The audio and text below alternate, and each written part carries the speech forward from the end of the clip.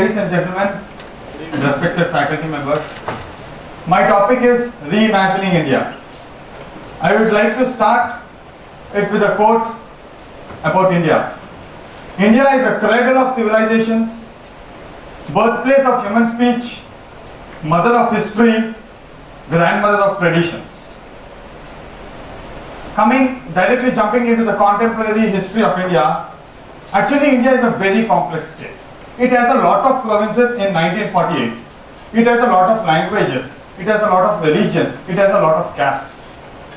By 1948, we have more than 500 plus provinces. It is very difficult for any person on the earth to unify these 500 provinces. But we Indians, Sardar Vallabhbhai Patel, unified 500 plus provinces in just 15 months, that too almost no bloodshed. Only 5 members were killed in Hyderabad.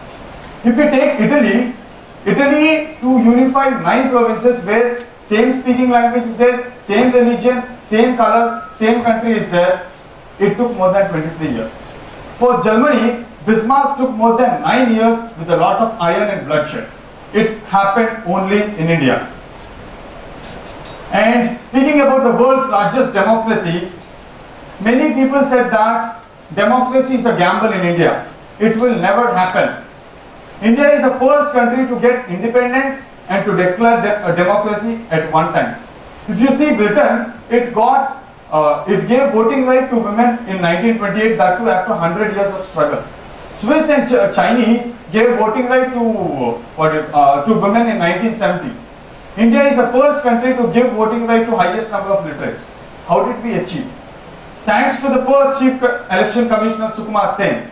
How did he do is, for 4,500 seats, we have used more than 16,500 clerks, 2,24,000 polling booths, 8.2 tons of steel, 2 million ballot boxes and a lakhs of police officers. And finally, we are the world's largest democracy.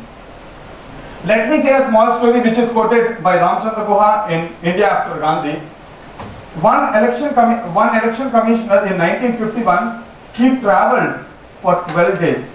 He travelled through forests, he travelled through mountains, he travelled through a lot of rivers to reach a small village in Nagaland, and that village has only three votes. This is the importance and this is the respect we give to our constitution and democracy. May this democracy sustain for next 5 centuries. And today also, this is the world's largest democracy.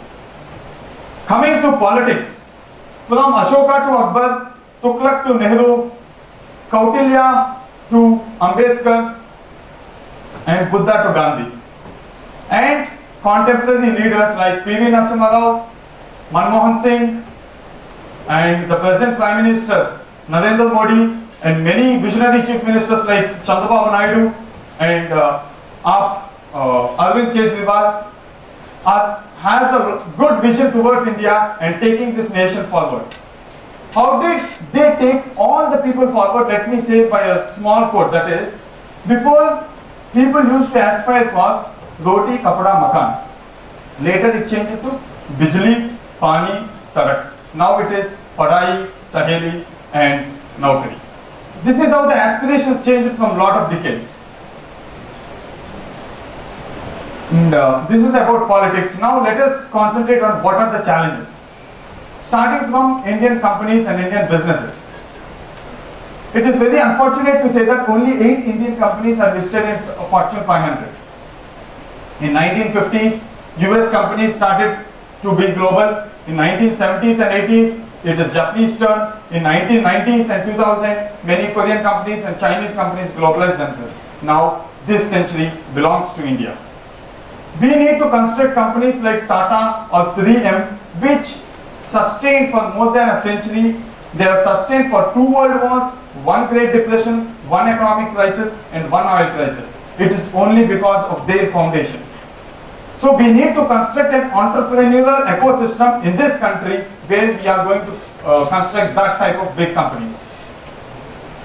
And there are also many communities in India which do a lot of entrepreneurship, but we need to concentrate them also. Kashmir Pashmina shawls, Uttar Pradesh handmade carpets, Andhra Pradesh Kalankari, Telangana Pochampalli sarees, Rajasthan artworks, and Manipur Mafa and Lafa. So these are the communities where these products have a lot of demand in global market. So we need to market this, and these people should also become as a global entrepreneurs. And coming to education, generally in this primary education we teach grammar, but we don't teach how to communicate with others. They taught us sciences and laws, but we are not taught how to understand this century technology and how to apply next century technology. Neither we are the masters of last century science, and nor we are ready for the future technology. So we need to concentrate on the core of these roots and reimagine education sector. And coming to health sector, it is very unfortunate that we have 44 infant mortality deaths out of 1,000 people, which is more than a lot of Southeast Asian small countries also. And we have 42% undernutrition. We have only 0.9 bed per 1,000 people, where the global standard is 3 beds per 1,000 people. So government should spend a lot of money from its GDP in maintaining a good health among the citizens, because if we don't maintain the health, this demography is going to be a disaster. So if we need to protect, we need to maintain, we need to spend a lot of money for our health care. There are a lot of innovations and good things like Arvind Eye Care, Embrace Technologies. Only with their innovation, they are affordable to the poor people of this society. So there need to be more and more innovations. Let me say another thing. Anyway, India won on the world's toughest battle in the health, because India is one nation in 2000 which are left out with the polio cases.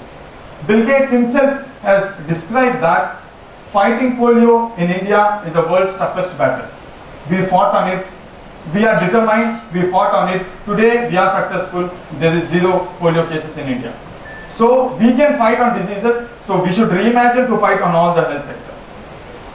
And coming to justice, I believe that justice delayed will be justice denied.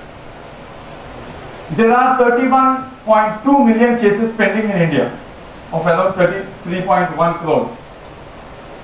We have only 1.2 judges per lakh people, but US has 10.8 judges per lakh people. And India appoints the Chief Justice, who has a term of more than just he will be having 1 year. In 1 year, how can he do reforms? So we need to appoint Chief Justice. Chief Justice is where he can have some certain amount of time who can bring up reforms in this sector. Yes, there are some courses recently starting in Nalsar like court management to fast track these cases. Really, operational management should be necessary in the administrative side of this court. So we need to introduce those courses. And anyway, some progress is going on, because Delhi High Court has already introduced e-filing procedures. So we need to reimagine ourselves in the Indian judiciary system. And the last thing is India. We need to imagine India as soft power. I'm going to ask a question.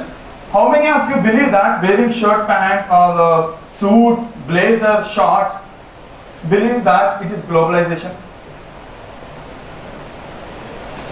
This is not a globalization. This is called as westernization. Did you see any girl in India wearing an Israeli costume or a Japanese costume? Did you see any boy wearing a Latin dress or a Middle East dress? No. Because Euro-Americans, it is the Western culture, Euro-Americans has used Hollywood as their ambassador to project their culture. So we have an opportunity to use our Bollywood and our Tollywood to project our culture. Anyway, Bollywood is admired in a lot of Southeast Asian economies, Southeast Asian countries. We need to maintain standards, we need to increase the standards where we can also compete with them, and we can also project our culture like how Hollywood is projecting, and we are trying to imitate it. Recently, it is evident in the movies like PK or Bahubali, which has got a lot of admiration from most of the countries. Today also I am seeing some Japanese distributor has bought the rights of Bahubali. So in this way, we need to, pump a lot of money to maintain standards and to project our culture. Coming to another thing is cricket. It was written in a book that first time cricket is played in 1721, that is in Campe Port, which is now in Gujarat. For 100 years, Britishers never allowed Indians to play the cricket.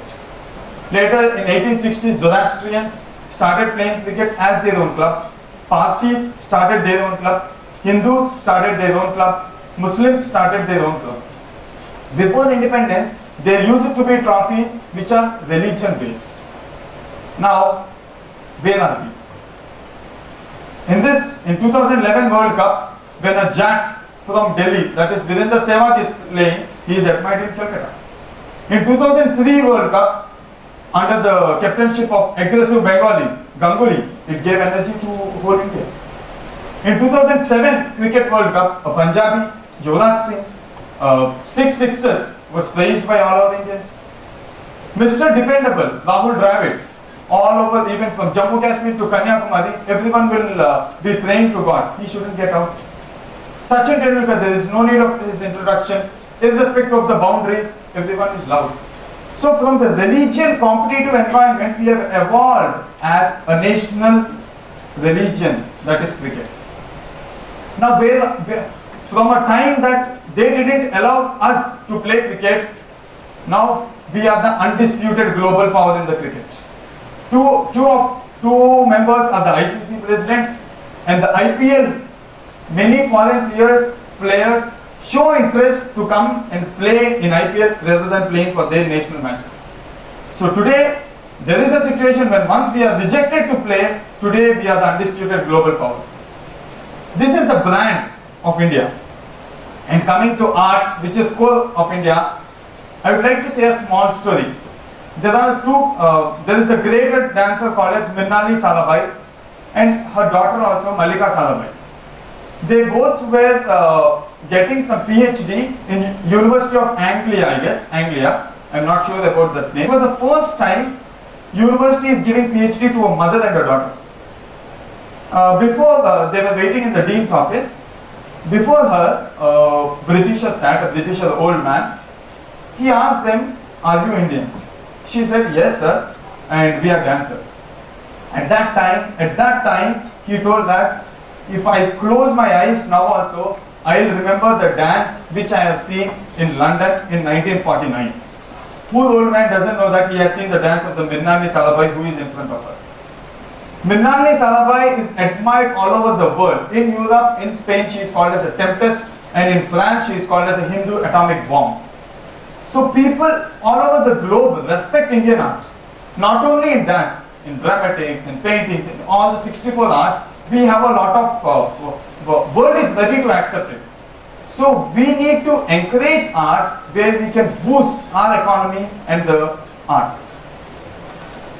I would like to say a small thing, in the spelling of heart, if you remove first two words, there will be art. So art is in everyone's heart, where Indians are famous. So we need to encourage those things where we can boost our economy.